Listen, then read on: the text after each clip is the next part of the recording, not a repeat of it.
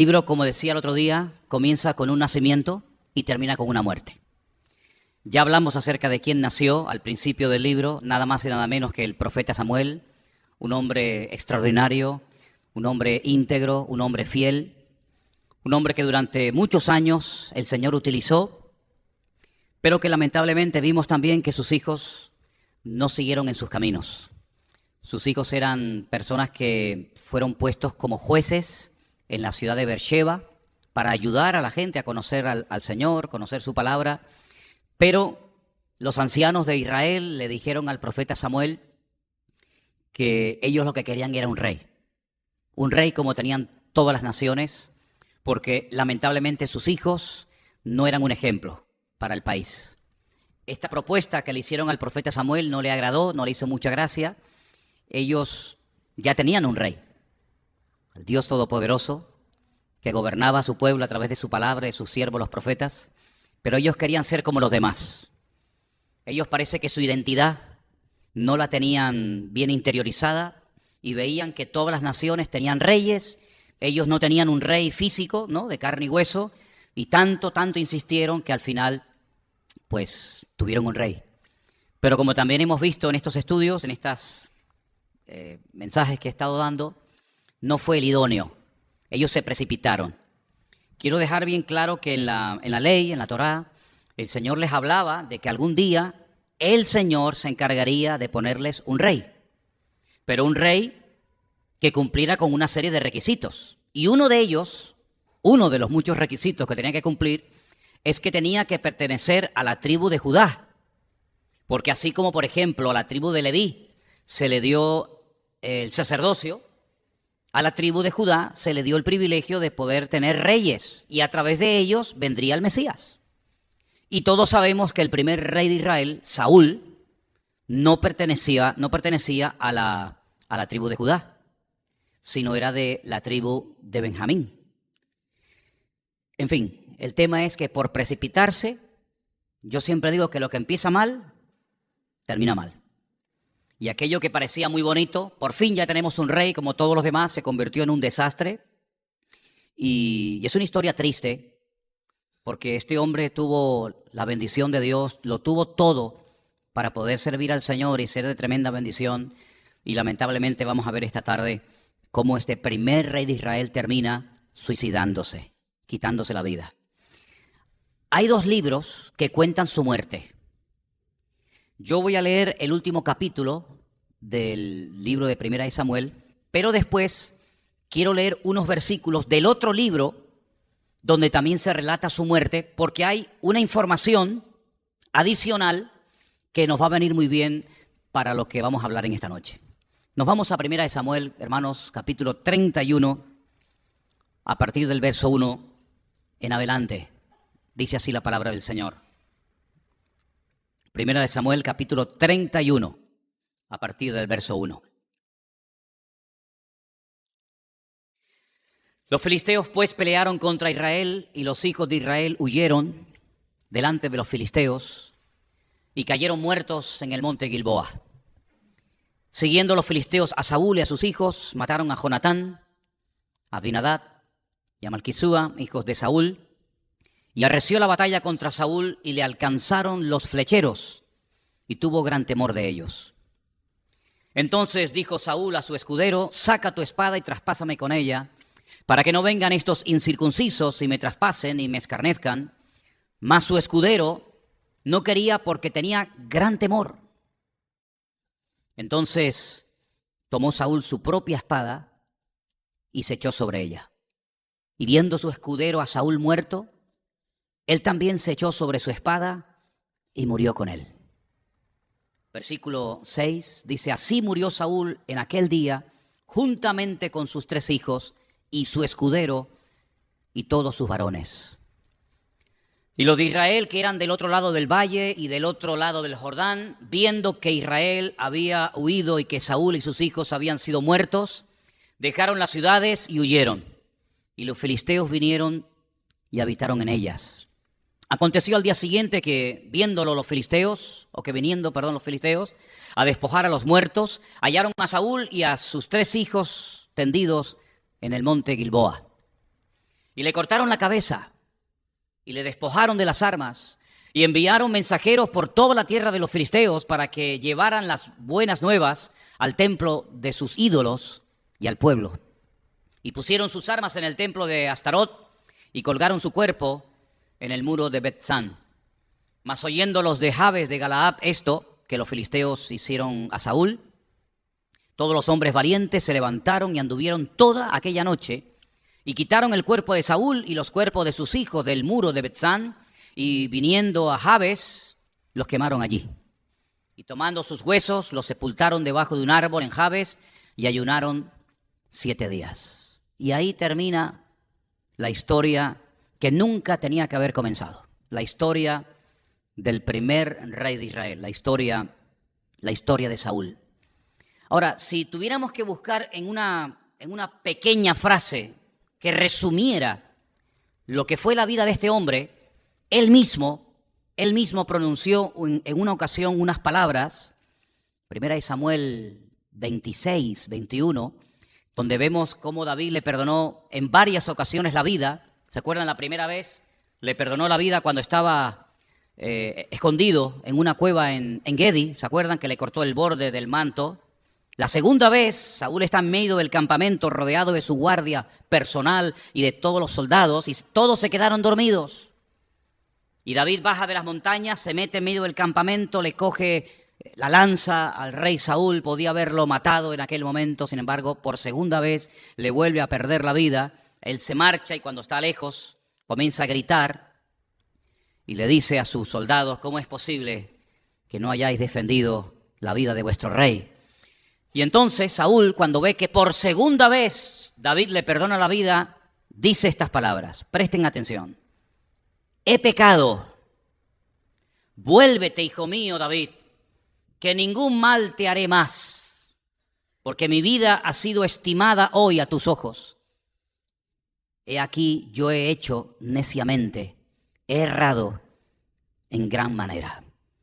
En esa frase, he actuado neciamente, encontramos el resumen de la vida de este hombre. Fue un hombre que vivió como un necio. Y cuando una persona vive como un necio, y la semana pasada definimos, según la Biblia, lo que es la necedad, marca su destino. Y al final un hombre que no tenía por qué haber muerto de esa manera, por la forma como vivió de desobediencia en desobediencia continua y permanentemente, termina muriendo, termina quitándose la vida en un monte que he tenido el privilegio de pisar y de ver con mis propios ojos en varias ocasiones, el monte Gilboa, muy cerca del valle de Meguido, donde se va a llevar a cabo la batalla de Armagedón en los últimos tiempos, como dice la Escritura. Ahora, en estos días, leyendo algo acerca de Saúl, encontré en un libro frases muy interesantes acerca de las consecuencias de vivir de una forma necia. Y quiero leerles algunas frases que apunté, que quiero compartir con ustedes. Y dice: un hombre actúa neciamente cuando se lanza a empresas para Dios antes de haber sido enviado por Él. Eso es meterse donde no te llaman.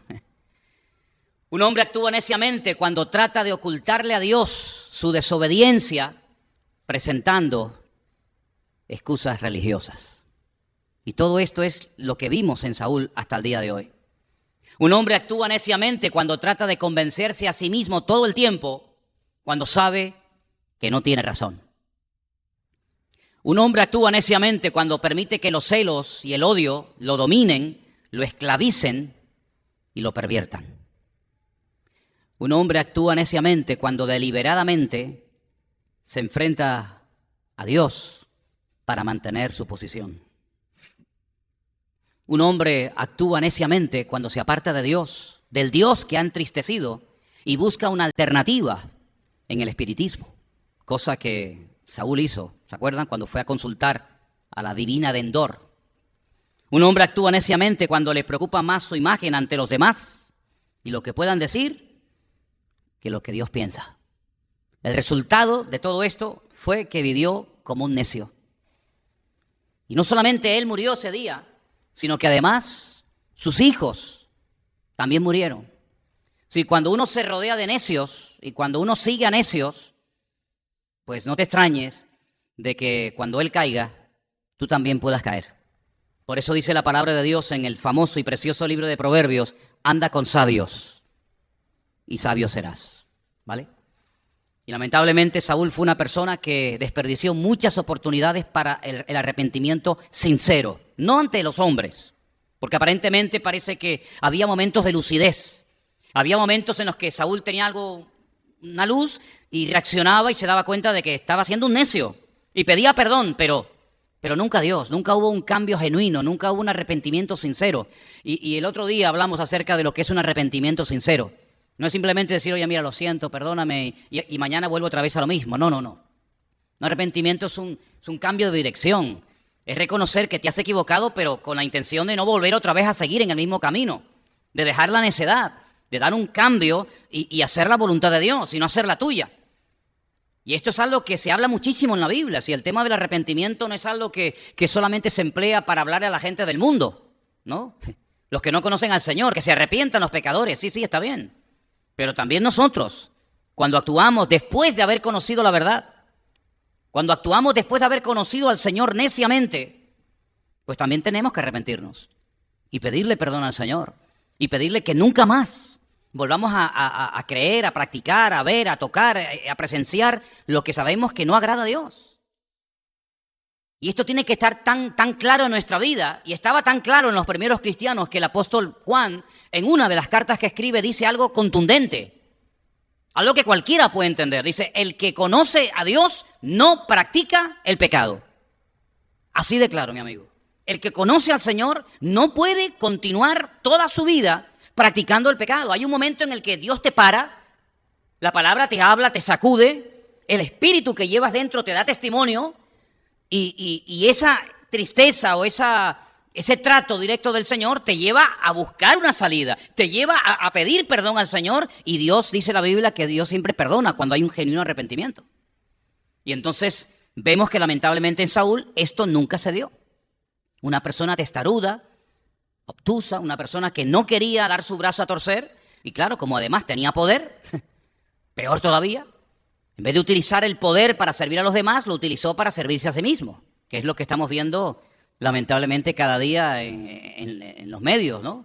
Personas que tienen poder, que tienen dinero, que tienen autoridad, que pueden quitar, que pueden poner, que pueden abrirte puertas, que pueden cerrarte puertas, y en vez de buscar de Dios y buscar sabiduría de Dios y buscar respuestas en el Señor, pues lo que hacen es que utilizan los medios tremendamente poderosos que tienen, pues para servirse a sí mismos y también para dañar a los demás. Y esto fue lo que le pasó a Saúl.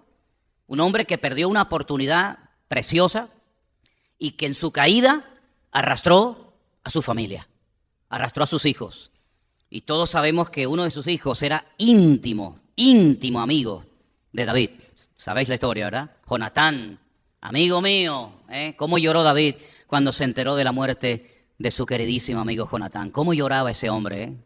No se alegró en la muerte de Jonatán, ni mucho menos, ni se alegró con la muerte del rey, sino que le dolió en su corazón porque aquella historia que empezó mal no tenía por qué haber terminado de esa manera, ¿no? En cierto sentido, no sé si estáis de acuerdo conmigo en lo que voy a decir ahora o no, pero Saúl me recuerda un poco a Judas, ¿saben? Judas, el discípulo de Cristo, que conoció al Señor, que caminó con Él, que oyó y vio y experimentó cosas increíbles, pero que tenía un defecto, tenía una debilidad. Y esa debilidad lo terminó llevando a entregar, a vender, a traicionar, nada más y nada menos que al Señor Jesucristo.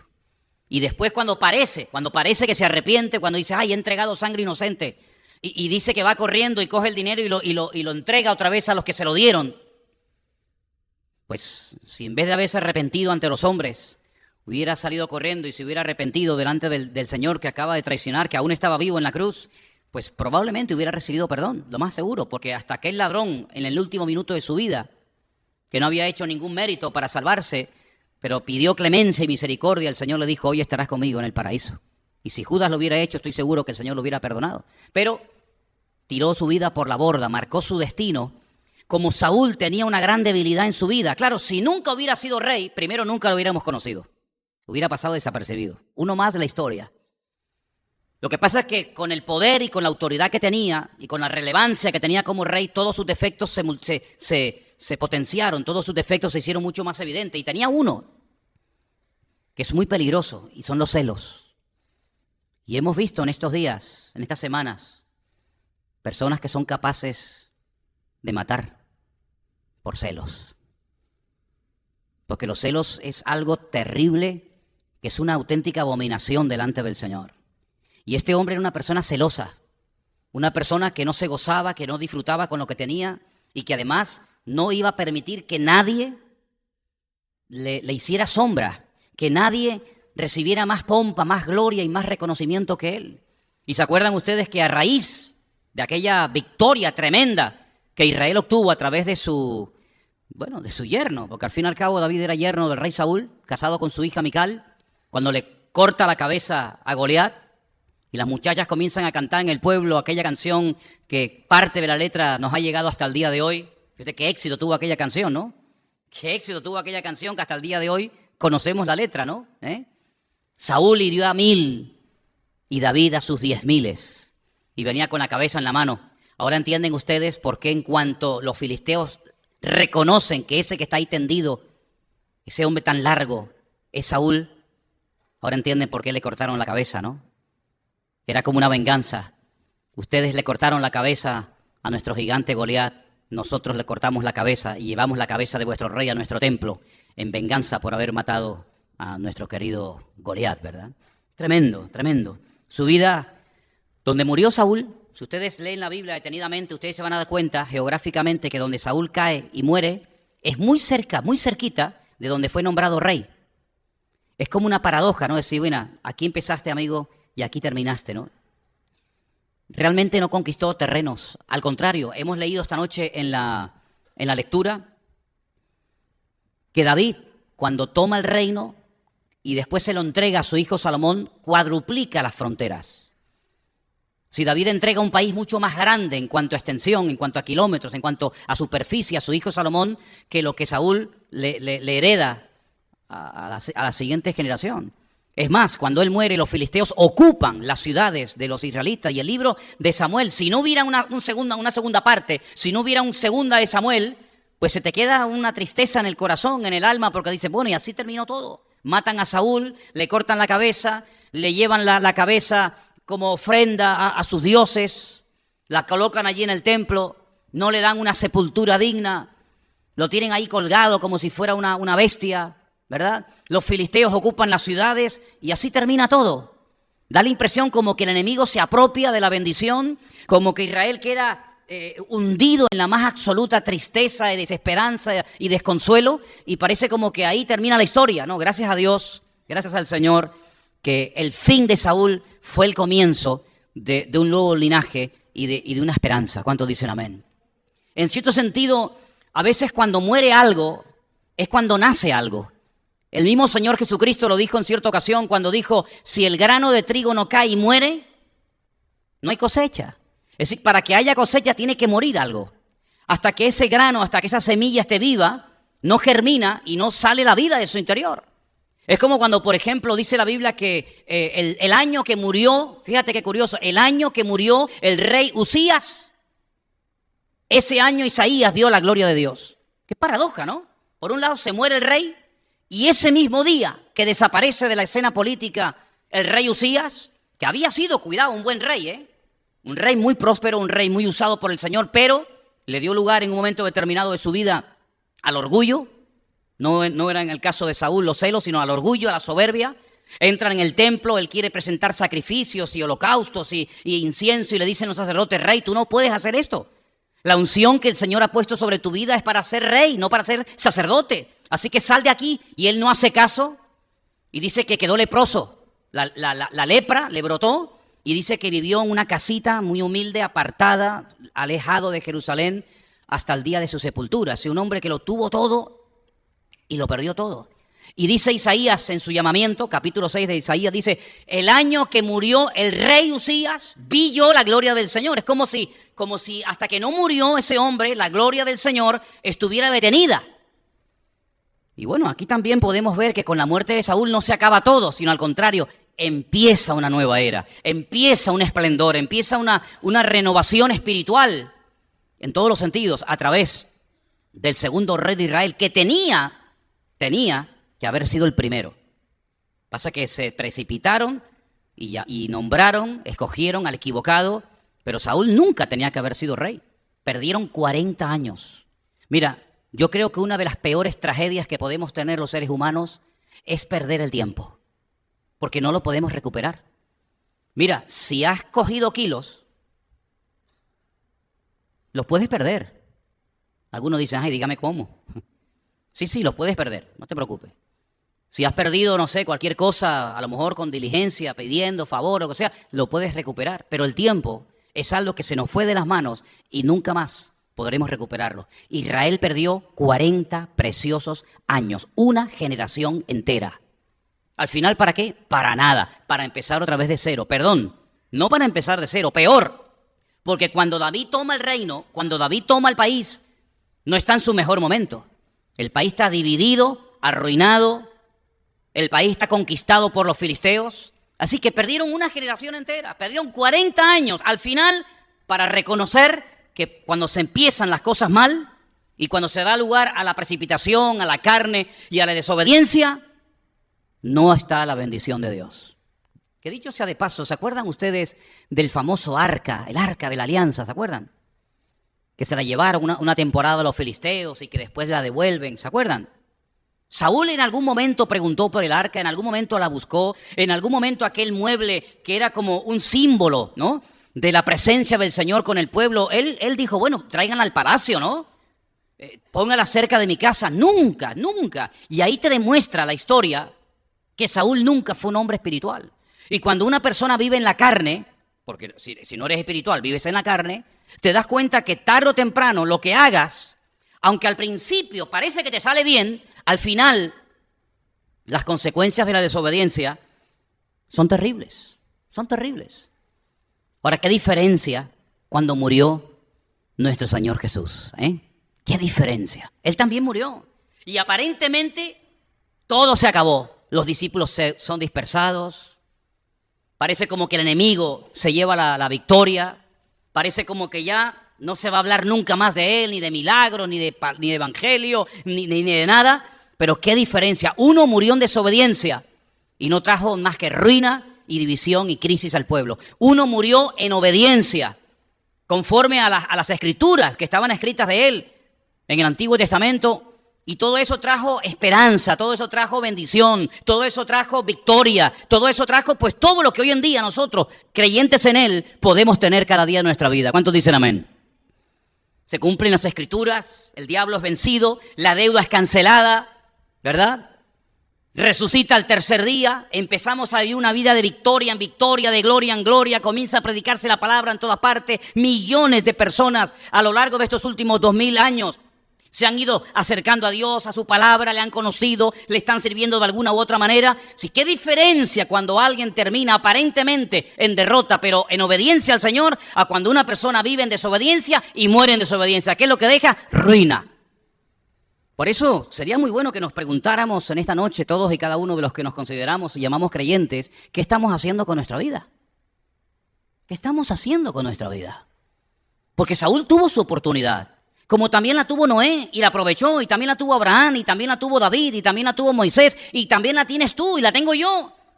Y las oportunidades vienen de parte de Dios, son momentos que vienen dirigidos por el Señor, para demostrarle nuestro fervor, nuestra admiración, nuestro anhelo, nuestra madurez. Y lamentablemente la responsabilidad descubrió el corazón de Saúl. Es como alguien me decía, como una camiseta que le quedaba muy grande. La camiseta de la responsabilidad a algunos los potencia, a algunos les trae madurez y a otros les descubre su corazón perverso. Y mira cómo terminaron. Al final, hasta decapitado.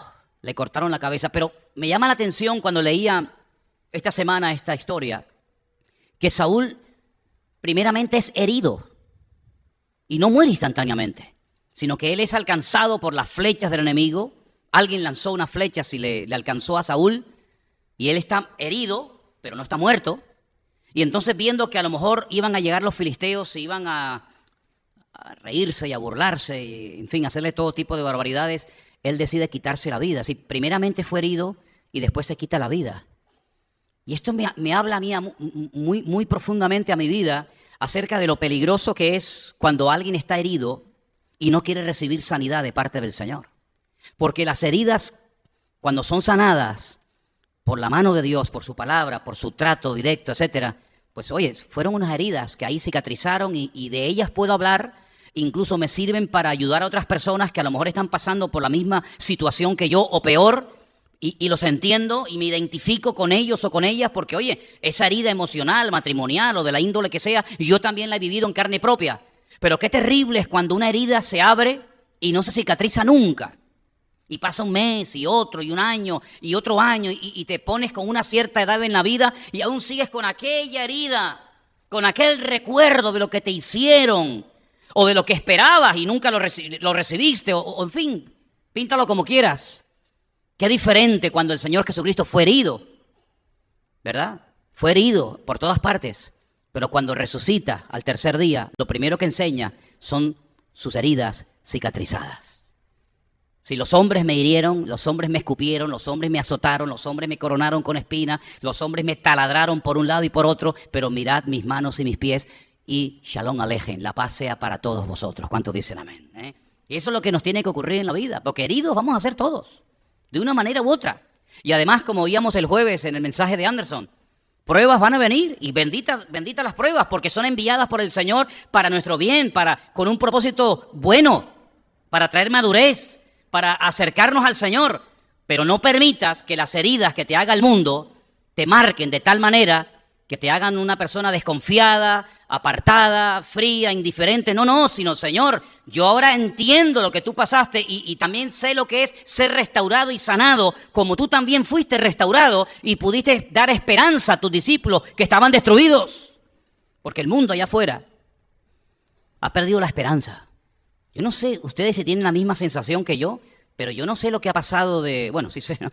Lo que está pasando de un tiempo a esta parte es como si se hubiera roto todo, como ese muro que protege, ese dique, ¿no? Que protege una presa y de repente comienza a agrietarse y se destrozan pueblos y multitudes pierden la vida porque algo que tenía que ser un muro de contención se ha roto y ahora todo ese agua cae de una forma terrible y arrasa todo lo que encuentra por delante. Y yo noto que en España es como que se ha roto algo en el mundo espiritual, ¿saben? Se ha roto algo. Por todos los lados donde vaya, cuando no es Cataluña es en Lavapiés, cuando no es en Lavapiés es el niño que acaban de matar, cuando no es el niño que acaban de matar son los que están protestando en la calle por no sé qué. Y por todas partes donde vayas te encuentras, hermanos, que hay como cosas que se han roto en el mundo espiritual. Y como yo dije hace un tiempo atrás, a mí no me sorprende la maldad que estamos viendo. A mí lo que me sorprende es que algunos creyentes no se despiertan ante tanta maldad como nos está rodeando. Pero en cierto sentido tengo que reconocer que también hay una parte de la Biblia que se está cumpliendo ante nuestros ojos cada día y dice que nuestros tiempos serían como los tiempos de Noé. Bueno, ¿y cómo eran los tiempos de Noé? Bueno, pues muy parecidos a lo que estamos viviendo hoy en día, aunque mucho peor todavía. Así que esto no ha hecho nada más que empezar. Pero en medio de la oscuridad, en medio de la opresión, el Señor nos sigue diciendo hoy, tú tienes que ser luz y tú tienes que ser sal. Donde vive, donde trabaja, donde estudia, tú tienes que ser diferente. Y que no nos pase aquello que dice que por haberse multiplicado la maldad, el amor de muchos terminará apagándose. Miren, yo he leído hoy el capítulo 31 de Primera de Samuel, ¿verdad? Pero su muerte se relata en Primera de Crónicas 10, en otro libro. Y hay 2 versículos en Primera de Crónicas, capítulo 10, que aportan una información muy interesante acerca de la muerte del rey Saúl. Déjenme que se los lea. Primera de Crónicas, capítulo 10, verso 13. Así murió Saúl por su rebelión con la que prevaricó contra el Señor, contra la palabra de Dios, la cual no guardó, y porque consultó a una divina, y no consultó al Señor.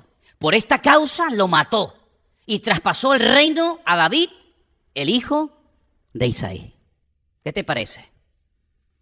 Sí, esta información que acabamos de leer ahora, en Primera de Samuel no la encontramos. Por eso muchas veces es bueno leer los capítulos y los pasajes paralelos. que nos hablan de lo mismo, pero que a veces nos da una información, Mateo, que a lo mejor no nos da Marcos o viceversa, ¿no? Y aquí tenemos dos capítulos encontrados, ¿no? Primero, por una parte, 1 Samuel 31, 1 de Crónicas 10, donde nos habla de la muerte de un rey, la muerte de Saúl. Pero en Crónicas encontramos estos textos, que los quiero volver a leer otra vez, muy interesantes, que nos da una información acerca de por qué el Señor ese día permitió que ese día fuera el último día del rey. Dice, por su rebelión prevaricó contra el Señor y contra la palabra de Dios, la cual no guardó, y porque consultó a una adivina. Sí, cuidado que eso no pasó desapercibido ante los ojos de Dios. Eso a Dios no le hizo ninguna gracia. Eso al Señor no le agradó, el que se fuera a hablarle a una espiritista, a una medium, para que le dijera lo que le iba a pasar al día siguiente. No le hizo gracia. Y no consultó al Señor. Bueno, algunos dirán, pero sí consultó. Lo que pasa es que Dios no le respondió. Bueno, vamos a ver. Yo pregunto una cosa. ¿El no o el silencio puede ser en un momento determinado una respuesta? Porque claro, si tú me dices, ¿me dejas tu coche? Yo te puedo decir sí, o te puedo decir no, o nada. ¿Quiere decir que el silencio otorga? El silencio administrativo, no, sino que Dios no le respondió, pero eso no te da pie para que te vayas a consultar al enemigo.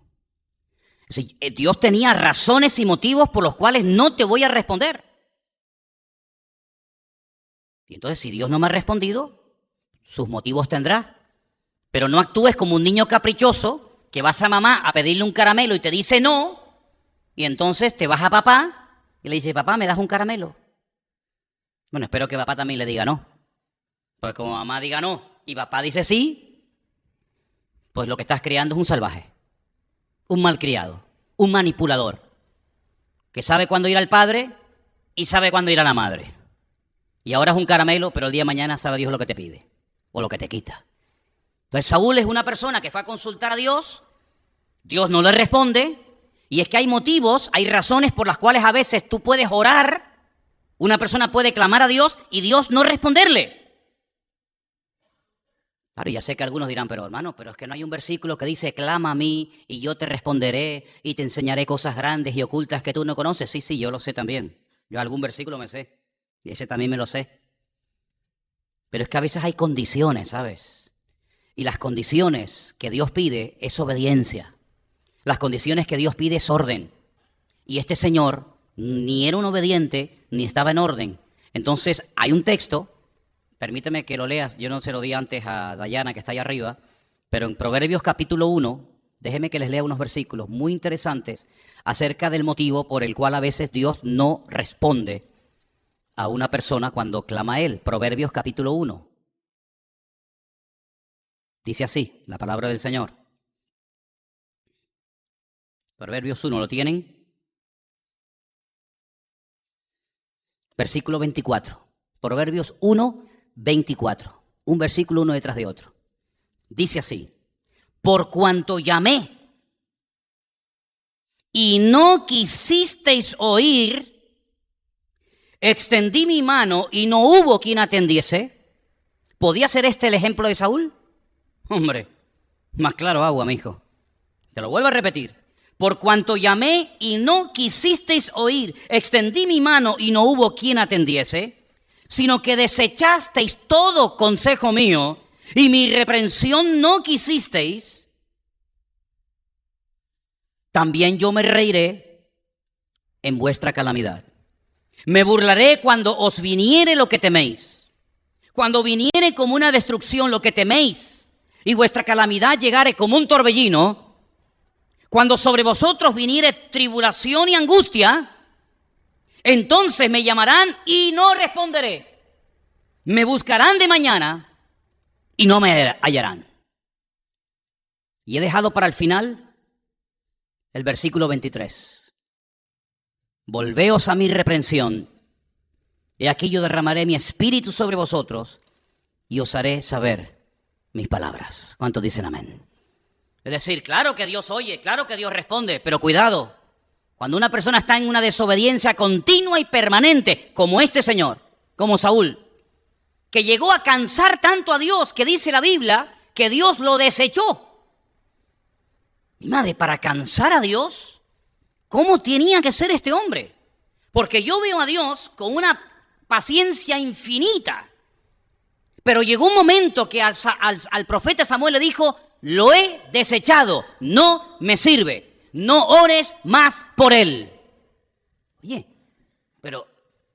Y en otra ocasión el Señor se le presenta o le habla al profeta Samuel y le dice, ¿hasta cuándo, Samuel? Por favor, ya está bien, hijo.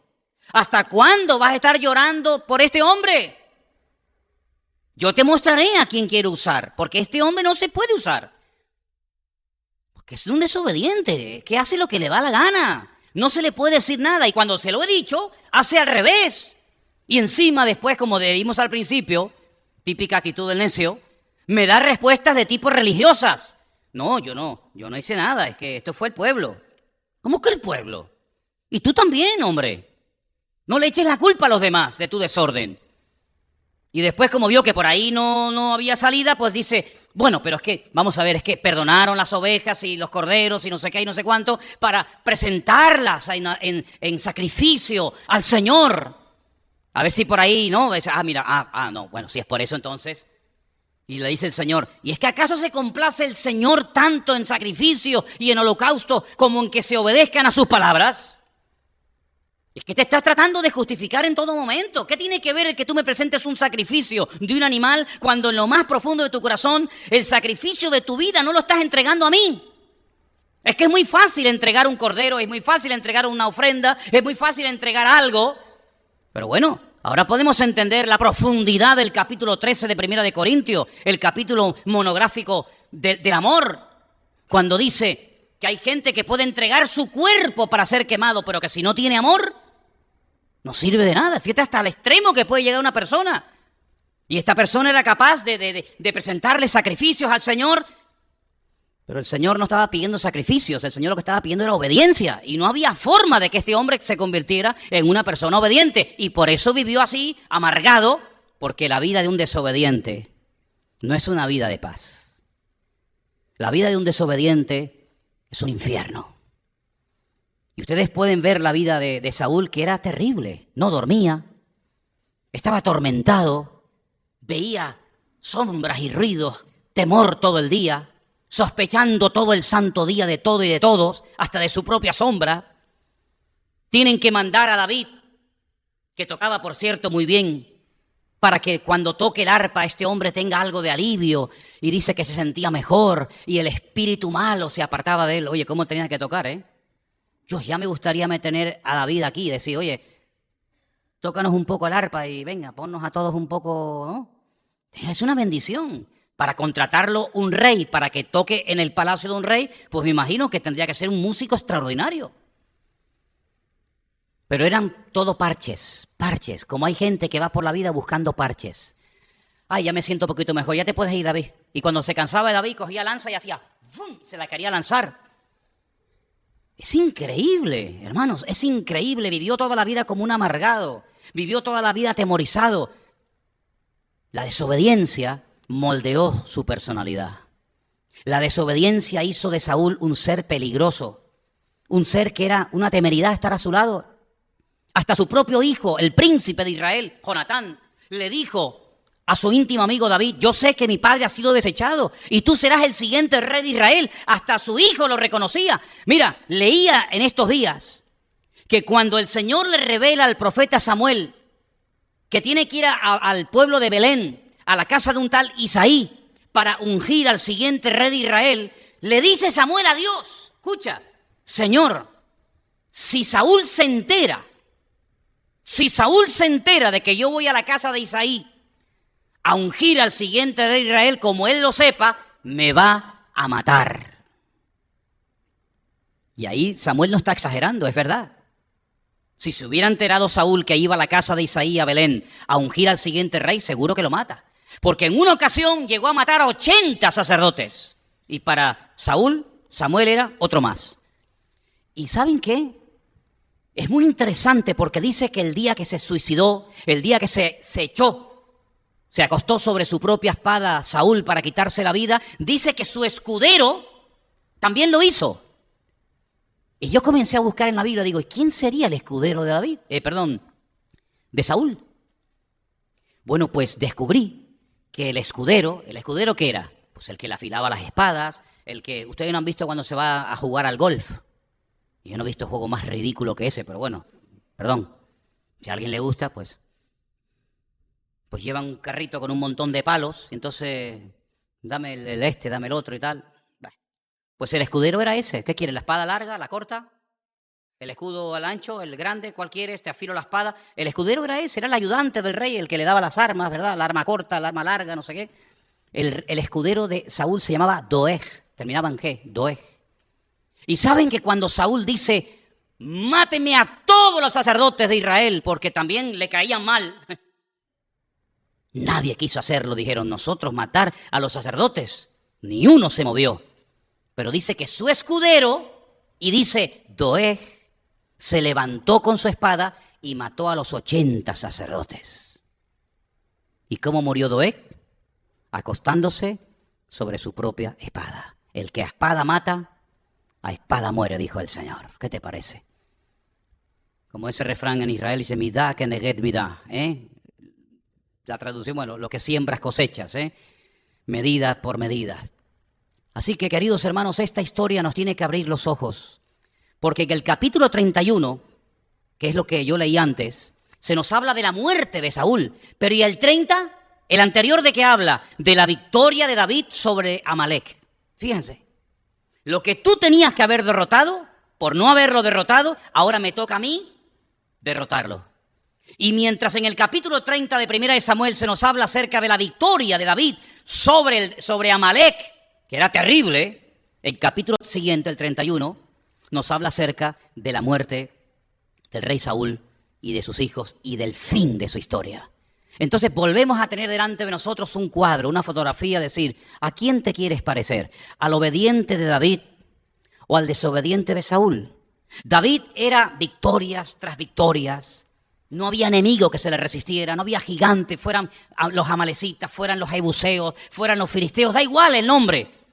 Los enemigos pueden cambiar de nombre, pero el Dios de David siempre seguía siendo el mismo y por eso obtenía victorias. Sin embargo, el otro iba de mal en peor hasta que al final termina quitándose la vida. Y nuevamente encontramos en el día de la crucifixión del Señor, encontramos a dos, uno a la derecha, soberbio, arrogante, ¿verdad? Maldiciendo hasta el último minuto de su vida. Y el otro que en ese momento de lucidez le dice, Señor, acuérdate de mí cuando vengas. Cuando venga. Luego tiene un concepto de ese Mesías extraordinario. Cuando venga, pues si está a punto de morir. No, pero Él volverá otra vez. Porque ahora las Escrituras dicen que tiene que morir. Pero cuando vengas, acuérdate de mí. Y el Señor le dio la promesa que todos ustedes saben, ¿verdad? Así que, queridos hermanos, nosotros tenemos el libre albedrío, la oportunidad de decidir hoy, aquí, en este momento, en esta tarde, por qué camino vamos a tomar. Por el camino de la obediencia y el sometimiento a su palabra, o por el camino de la desobediencia donde a mí nadie me tiene que decir lo que tengo que hacer porque yo ya soy muy grande y hago lo que me da la gana. Lo hice en mi casa, lo hice aquí, lo hice allá, y lo hago aquí y lo haré siempre. Muy bien. Pues quiero que sepas que la Biblia no oculta ni el fin de uno ni el fin del otro. Es decir, cuando el obediente se equivocó y pecó, cuidado que el Señor no lo ocultó. Como tampoco ocultó las desobediencias y las soberbias y los pecados del desobediente. Cuidado, Porque ¿cómo saben ustedes que David pecó? ¿Cómo sabemos nosotros hoy en día que David llegó a matar a un hombre casado y le robó a su mujer? ¿Cómo sabemos eso? Porque el Señor lo difundió a través de su palabra. Lo podía haber ocultado, ¿sí o no? ¿Te imaginas que tus pecados y los míos y los de cada uno de nosotros, después de haber conocido al Señor, se publicaran en internet y todo el mundo lo supiera? ¿Te lo imaginas?